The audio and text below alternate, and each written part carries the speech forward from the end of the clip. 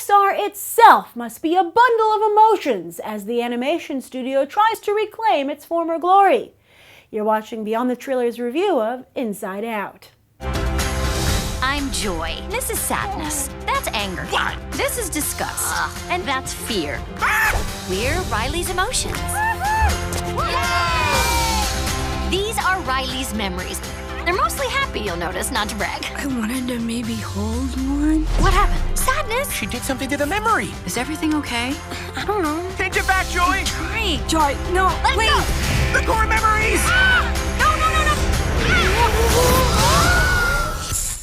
Can I say that curse word now? Yes, ironically, the studio which claimed it would never make a sequel got sidetracked by them.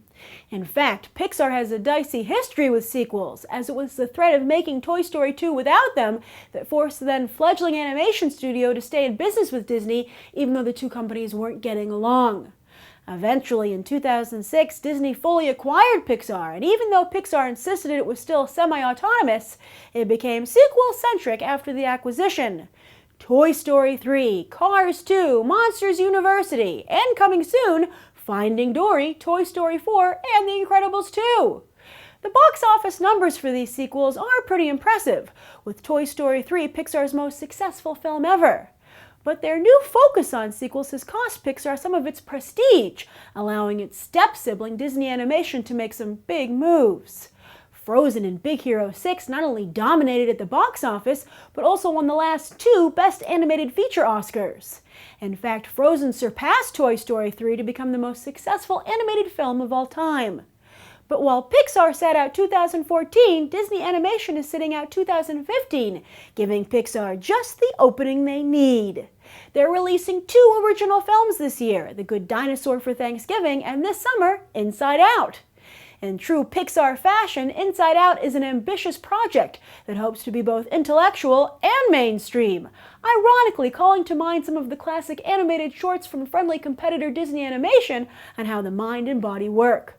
And let's not forget that the sitcom Herman's Head already laid the groundwork for this idea as well. Speaking of television, Inside Out is a little light on star power for a Pixar film, going with mostly TV talent. There's former Saturday Night Live performers Amy Poehler and Bill Hader, The Office's Phyllis Smith and Mindy Kaling, now over on Hulu with The Mindy Project, plus Comedy Central's Louis Black. And alas, it would seem that even here, sequelitis is at work, as Pixar already has a short plan for the Blu-ray release of Inside Out entitled Riley's First Date. But while everyone might be able to relate to being highly emotional, will these personified versions of emotions ironically keep us from making an emotional connection with Riley herself? So Inside Out is an interesting case because while I think it succeeds wildly as an introduction to Psychology 101, I think it fails miserably as a film. Now, this is my non-spoiler review. My spoiler review will also go up today, so I'm going to try and explain what I mean by that without giving anything away about the film. And I guess the crux of my argument is that this is a message first and entertainment second. And with filmmaking, it's supposed to be the other way around. Basically, Inside Out swaps its A and B storylines. But even worse than that, that implies still some kind of structure. And Inside Out is as out of control creatively as the emotions in Riley's head. And logic isn't just missing from the filmmaking process here, but from the movie itself, literally. Yes, while I was watching Inside Out, I was like, something's missing here. This isn't a complete picture of the human mind. I couldn't put my finger on it. I was like, this is not a complete picture. So I thought about it, and I just couldn't crack it. So I was Googling emotions. I was like, give me the list of emotions, because I know that someone's absent. And lo and behold, I found an article talking about Inside Out and how they had originally intended to have a 6th emotion in Riley's head, and that would be logic. And I was like, Eureka! It was a really bad idea to cut logic out of this movie, because emotions are governed by logic. And I think that logic could have represented Riley. Heck, more than represented her, I think it should have been Riley inside her own head. The voice in our head when we're kind of like, when we talk to ourselves, when we're thinking things through. Because Riley was really absent from her own persona, which made it very difficult to not only emotionally connect with the character, but the film itself. There just was this detachment. And I think it's like, the really popular idea of an angel and a devil on your shoulder, right?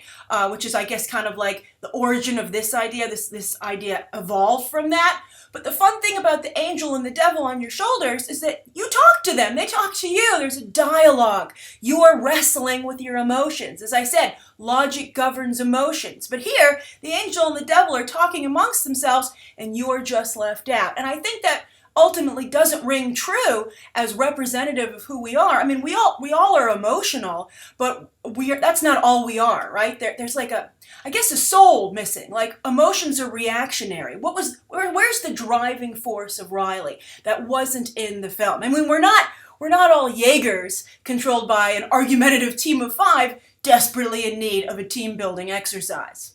Now, that said, what I think is the fatal flaw of the film, I still did enjoy a number of elements in the movie. For instance, and again, no spoilers here, but I really liked the first 15 to 20 minutes of the film. They were brilliant, and I was very happy. I was like, whew, looks like I'm going to like this film after all. And then it just totally fell apart. I'd say when joy and sadness start their little road trip, again, I don't want to give anything away, that's when the movie starts to go off the rails. But the beginning of the film is excellent. Pixar at its best. And I think when you start watching this movie, if you haven't already, you'll be like, that Grace is crazy. This movie's great. And then you'll be like, oh yeah, it is kind of boring. More on that in a moment. Now, I also really liked the world building, which I think did as good a job as possible when trying to depict such a complex and difficult and abstract subject as the human mind. I also liked the world building of San Francisco. I thought that was very well done too. I thought it was very well realized. So I liked that. I also like the animation. We talked recently about The Good Dinosaur and how the animation looks really wonky there with the dinosaurs, but here, this was classic Pixar. Everything was beautifully realized in the mind and in the real world, but the best of all was by far and away Joy. Joy is a fantastic character. I love how she glows. I love the little pixelation of her skin, and Amy Poehler does such a wonderful and nuanced job providing her voice. And I also thought the expressiveness of Joy was really good. It was the full package. That character, more than anybody else in the movie, just really came together. I was like, that's a winner. And then I also liked Riley, even though I think that Riley, because I wanted to get to know her better, but what was very odd about Riley, and this occurred to me after I watched the film, was that Riley is like not emotionally where she should be as a tween. She actually, I think, had the emotional capacity and maturity of like a 6 or 7-year-old. And I don't want to give anything away. I think you could imply that that's part of the message of the film, but she just seemed a little bit not developed enough for the age that she was supposed to be in the film. And I think that also made it hard to emotionally connect because she didn't seem like a real, fully realized character. I know that Joy had to be, but I think that Riley needed to be as well. And because it just kind of created the idea that Joy was Riley, and I'm like, well, wait a minute. Are you saying that I'm not my own self? Again, I applaud Pixar for trying to depict the human mind. No easy task. And I think that they gave it a decent shot, but all the dots don't connect. I'd also say that I think this is not a good film for children. Why? Well, I think that the messages of the film won't be appreciated by children. I think they're a little bit too adult. I also think the middle of the film is just downright, as I said, boring. They're going to be like, I'm super bored. I was like, oh man, maybe I should go get another snack from the concession stand. I was really like, oh, I'm not having a good time. And then also, it wouldn't be a Pixar movie if someone didn't commit suicide. Pixar, you just can't help yourself. We'll talk about that more in the spoiler review. So at the end of the day, I guess I'd have to say that Inside Out is certainly an improvement on some of the films that Pixar has been making lately, but at the end of the day, they're just a little bit too inside their own heads on this one. All right, that's my non-spoiler review. I look forward to talking about the movie with you down below in the comments. This is the non-spoiler review, so don't put any spoilers in there. And then also, there is a contest from Channel Frederator, which Beyond the Trailer is affiliated with, and all you have to do is enter your email, and you have the chance to win some Inside Out swag. So there's a link for that in the video description. All right, thanks so much for watching, and you can check out that spoiler review once you've seen the film.